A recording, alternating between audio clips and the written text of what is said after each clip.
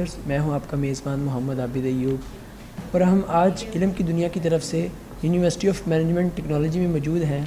यहाँ हम आपकी मुलाकात डॉक्टर हसन सुहेब मुराद साहब से करवाएंगे। आप मुल्की और गैर मुल्की सतह पर काफ़ी नामवर स्कॉलर हैं। आइए इनसे बात करते हैं। अस्सलाम वालेकुम सर। वालेकुम अस्सलाम।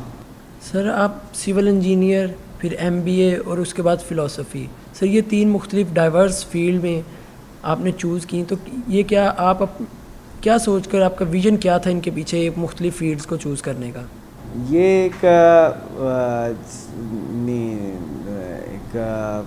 ज़िंदगी का सफ़र है और ज़ाहिर है कि आदमी को जैसे जैसे मालूम होता है कि किस फील्ड में क्या पोटेंशियल है और मेरा अपना क्या पोटेंशियल है, तो उसका जब तजुर्बा होता है और उसकी जब मालूमात होती हैं और जब दूसरों को तो फील्ड में मुख्तलिफ़ फील्ड्स में काम कर रहे हैं उनको जब आदमी देखता है तो आहिस्ता आहिस्ता वो यानी है कि अपने फ़ैसले में नज़रसानी करता है, तब्दीली आती है।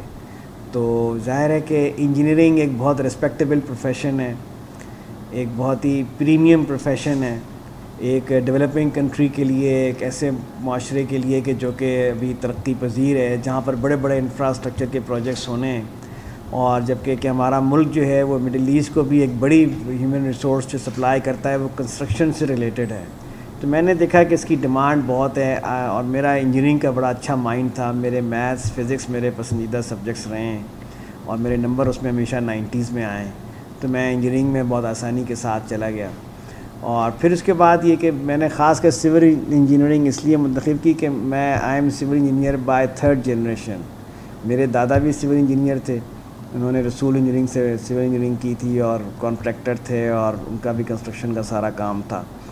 और मेरे वालिद भी पाकिस्तान के एक बड़े अच्छे सिविल इंजीनियर्स में उनका शुमार होता है।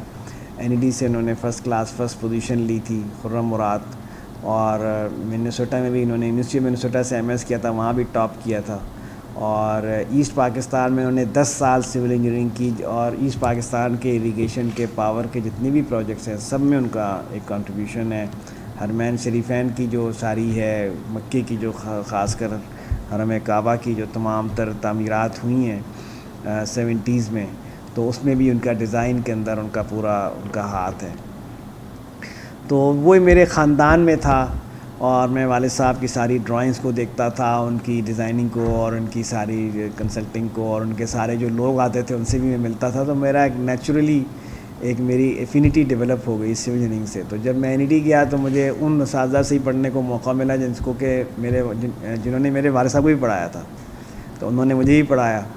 तो एक लिहाज से वो एक अच्छी फैमिली लाइन एक चल रही थी और मैं बहुत खुश था सिविल इंजीनियरिंग में। मैं आज भी सिविल इंजीनियरिंग के लिहाज से भी कुछ ना कुछ काम करता रहता हूँ। तो ये कि ये मेरा फैमिली प्रोफेशन रहा और ये बहुत अच्छा। हज़रत इब्राहीम अलैहिस्सलाम का भी प्रोफेशन था। आप देखें उन्होंने हरम काबा की पूरी इमारत तामीर की, वो भी एक लिहाज से सिविल इंजीनियर ही थे।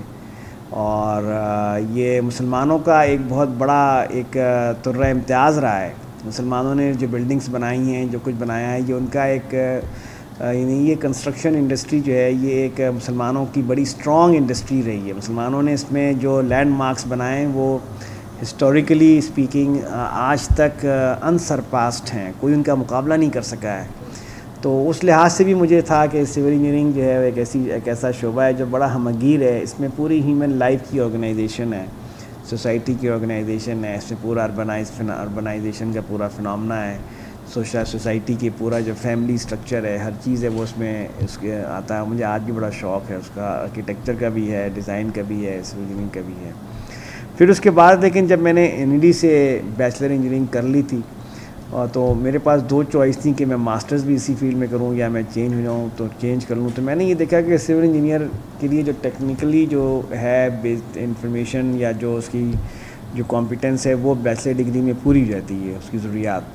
लेकिन आगे चल के लोगों को बड़े प्रोजेक्ट्स जब मैनेज करने होते हैं, डिसीजन मेकिंग लेनी होती हैं, उसकी क्वालिटी है, उसकी कॉस्टिंग है, उन प्रोजेक्ट्स की आप समझ लें कि ह्यूमन रिसोर्सेज हैं, डेडलाइंस हैं, तो उसके लिए ना मैनेजमेंट स्किल्स चाहिए। तो मैं उस लिहाज से फिर MBA में शिफ्ट हो गया। MBA मैंने किया और MBA उस ज़माने में अर्ली 80s में एक रेयर क्वालिफ़िकेशन भी थी, इतने लोग नहीं थे पूरी दुनिया में, शायद 1.5 लाख 2 लाख MBA साल में बनते थे। तो जब सिविल एमबीए में गया, और एमबीए मैंने बहुत शौक़ से, बड़ी दिलचस्पी से किया, बहुत अच्छा मेरा जीपीए था, अमेरिका से किया मैंने, थ्रू आउट स्कॉलरशिप से किया। फिर उसके बाद जब मैं वापस आया तो मैंने एमबीए में मैंने काफ़ी काम किया उस लिहाज से, कोई 15 साल मैंने मुख्तलिफ कोर्सेज़ भी पढ़ाए, तकरीबन सारे ही कोर्सेज़ जो मैनेजमेंट के होते हैं वो मैंने पढ़ाए। तो उसके बाद फिर मेरा रुझान थोड़ा सा सोशल साइंसेस की तरफ हो गया, और फिर मैंने पीएचडी में जो ख़ास प्रोग्राम में जो मेरा टॉपिक था वो था ह्यूमन नेचर।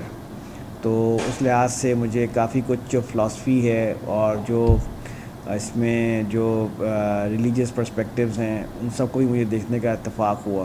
तो उससे मेरा रुझान फितरी तौर पर थोड़ा सा मज़ीद आगे चला गया। तो मैं इनको कोई अलग अलग चीज़ें नहीं देखता, मैं समझता हूँ ये सब चीज़ें एक ही तसलसल में हैं और एक दूसरे के साथ व्यवस्था हैं, एक दूसरे के लिए सपोर्टिंग है। सर, आपने बताया कि सिविल इंजीनियरिंग आपका एक फैमिली प्रोफेशन है, तो क्या आपको फैमिली की तरफ से कुछ फोर्स किया गया था सिविल इंजीनियर की तरफ, या आप अपने वालिद से इंस्पायर थे? नहीं, ऐसा कोई फोर्स की सिचुएशन कोई ऐसी नहीं थी, यानी मैं ना कर सकता था। मेरे सिर्फ फैमिली में मैं ही सिविल इंजीनियर बना हूँ और तो कोई भाई किसी की में नहीं है। मतलब मेरा छोटा भाई भी इंजीनियर है वैसे, लेकिन ये कि हमें ज़ाहिर है कि आज़ादी थी कि हम अपने इंटरेस्ट के मुताबिक अपना प्रोफेशन चूज़ करें, उसकी आज़ादी थी।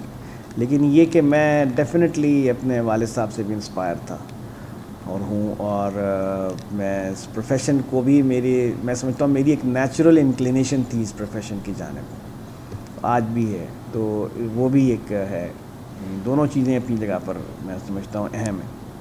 सर, हमारे मुल्क में लोग अमूमन टीचिंग की तरफ आना पसंद नहीं करते, तो आप बाय फोर्स टीचिंग में आए या बाय चॉइस? नहीं, टीचिंग एक देखें एक नोबल प्रोफेशन है, और दूसरी बात ये कि मैं पहले कॉर्पोरेट सेक्टर की तरफ ही गया था, लेकिन मैंने फिर महसूस किया कि मुझे टीचिंग में जाना चाहिए, और मैंने शुरू से ही मेरा इरादा यही था कि मैं टीचिंग में जाऊंगा। मेरा बचपन से ही इरादा यही था कि मैं टीचिंग में जाऊंगा। जब मैं क्लास 5-6 से था उस वक्त से ही मैंने ये सोचा हुआ था। और मेरी एक यानी कि मेरी अम्मी की एक फूफी हैं, उनका अब से इंतकाल हो गया है, लेकिन जब मैं 6-7-8 साल का था या 9 साल का था तो उन्होंने मुझसे पूछा था कि तुम बड़े होकर क्या बनोगे, तो मैंने कहा था मैं किसी यूनिवर्सिटी का वाइस चांसलर बनूंगा। जब मैं तो वो बड़े हैरान होने लगे, कहले ये तुमने कहाँ से तुम्हें मालूम है कि कोई वाइस चांसलर भी कोई चीज़ होती है? मैंने कहा ये होती है। और उसका मुझे शायद इस तरह से पता चला कि एनईडी यूनिवर्सिटी, जब हम लोग थे ढाका में रहते थे, तो एक दफ़ा एनईडी यूनिवर्सिटी के वाइस चांसलर वगैरह ढाका विज़िट पर आए, तो हमारे घर भी आए, लंच वगैरह पे मेरे वालिद साहब ने बुलाया।